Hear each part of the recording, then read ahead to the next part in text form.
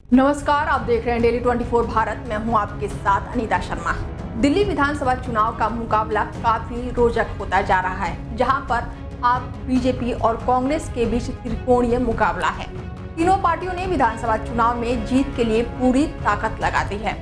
BJP अब अपने बड़े नेताओं को चुनावी रण में उतार रही है। वहीं बीते दिनों यूपी के मुख्यमंत्री योगी आदित्यनाथ ने दिल्ली के चुनाव में एंट्री ली और अब दिनों में प्रधानमंत्री नरेंद्र मोदी समेत कई केंद्रीय मंत्री, बीजेपी शासित राज्यों के मुख्यमंत्री और पार्टी के दिग्गज नेता रैलियां और साथ ही जनसभा करेंगे।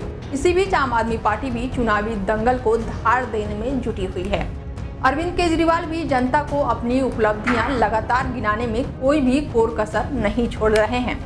वहीं दिल्ली के चुनावी रण में मजबूती से मैदान में उतरने का दावा कर रही कांग्रेस अब बैकफुट पर नजर आ रही है। दरअसल दिल्ली में कांग्रेस के सबसे बड़े नेता राहुल गांधी की 3 प्रस्तावित रैलियां लगातार रद्द हो चुकी हैं। पिछले 2 दिनों में तो राहुल गांधी की 2 रैलियों को बैक टू बैक रद्द किया गया, वो भी आखिरी वक्त में। राहुल गांधी की इन रैलियों को लेकर कांग्रेस की एक ही दलील है।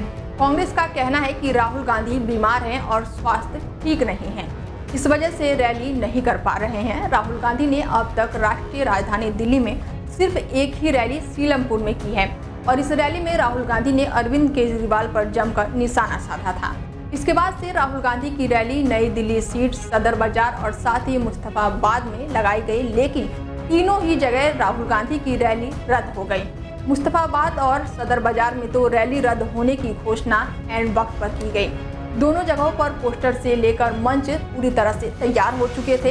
कांग्रेस ने राहुल गांधी की रैली रद्द करने के पीछे स्वास्थ्य की वजह बताया है, और लेकिन कांग्रेस की दलील पर इसलिए भी सवाल उठ रहा है क्योंकि दिल्ली राष्ट्रीय राजधानी है और 2 दिन पहले राहुल गांधी बेलगावी जाने वाले थे लेकिन नहीं जा पाए। राहुल गांधी ने वहां पर अपनी जगह प्रियंका गांधी को भेज दिया। दिल्ली में कांग्रेस के सभी बड़े नेता रहते हैं। राहुल के अलावा सोनिया गांधी हैं, प्रियंका गांधी है और साथ ही मल्लिकार्जुन खड़गे भी हाईकमान की तरफ से स्टार प्रचारक हैं।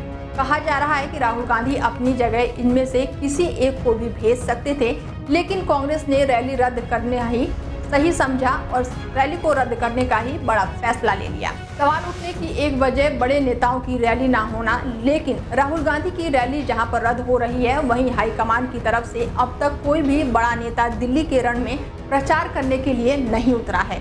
2021 में राहुल गांधी ने इसी तरह बंगाल में अपनी सभी रैलियां धीरे धीरे रद्द कर दी थी। उस वक्त राहुल गांधी सीधे तो नहीं, लेकिन पर्दे के पीछे से ममता बनर्जी को समर्थन देने के लिए अपनी रैली रद्द कर रहे थे। बाद में राहुल गांधी की रैली को लेकर कांग्रेस की मीटिंग में घमासान भी हुआ था। राहुल गांधी की लगातार रद्द हो रही रैलियों को लेकर बीजेपी सांसद रविकिशन प्रसाद ने निशाना साधा।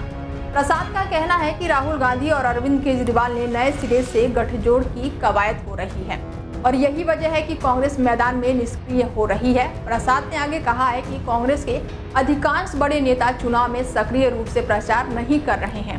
कांग्रेस ने अरविंद केजरीवाल के खिलाफ सिर्फ संदीप दीक्षित को ही छोड़ दिया है। दीक्षित अकेले ही मैदान में आम आदमी पार्टी से लड़ रहे हैं। दिल्ली की 70 विधानसभा सीटों पर 5 फरवरी को मतदान प्रस्तावित है।